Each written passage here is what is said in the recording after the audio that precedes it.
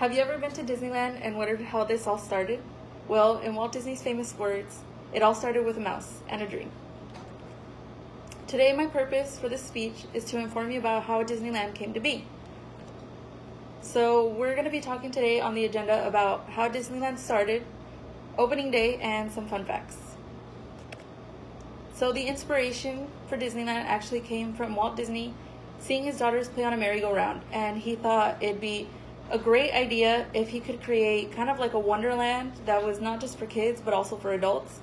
So he started out with just 8 acres of land to actually build Disneyland, but because of World War II, he had to postpone those ideas. It actually ended up becoming a benefit for him because later on he thought that he needed a lot more land if he wanted to make like waterfalls and different rides and all these things. So he ended up sending out a team that found 160 acres in Anaheim to actually build Disneyland. And he turned to his animation team to sketch out an idea of what Disneyland was actually going to be.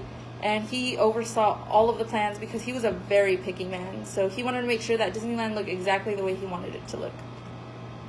So on July 17, 1955, Disneyland actually opened with 18 attractions, and the fee was only $1 to get in. And opening day was actually horrible for him because it was 110 degrees, not just that day, but the whole week. So the day before, they had just finished putting asphalt everywhere, and everybody was getting stuck in the asphalt because of the heat wave and because it was really new. And from then till now, there have been over 700 million guests that have actually gone to Disneyland. And it actually has expanded from California to Florida to Europe and to Asia. So some of the fun facts for Disneyland are that he actually built Disneyland as a theater. So he made it as a theater production. So when you go get your tickets, he wanted that to resemble how you get movie tickets. When you go into the entrance and you see that big garden, that was actually seen as a screen for you not to see the rest of Disneyland yet. And the red bricks on the ground were meant to symbolize a red carpet for you to walk on.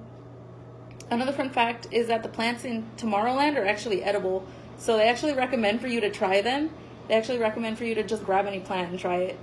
There are about 58,000 cast members at a time because they have people doing characters, they have people doing rides, they have people doing a bunch of different things.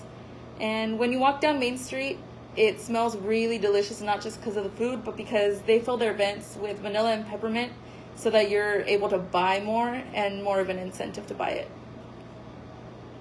Another fun fact is Doritos were actually invented there. The people, I believe, were in Tomorrowland, and they figured out that they would want to make a chip that tasted like cheese. Another fun fact is that the Pirates of the Caribbean ride actually featured real-life bones. Eventually, when Stanford heard about that, they took out most of them. I'm pretty sure they're all gone by now. Some sad fun facts are that somebody actually died on Space Mountain because the guy thought it was smart to get up during the ride and he hit his head and he ended up dying later on. But a nice fun fact is that hundreds of thousands of couples get engaged and married at Disneyland. And so next time you go to Disneyland, try to pay attention not just to the hidden Mickeys, but try to pay attention to the history behind Disney.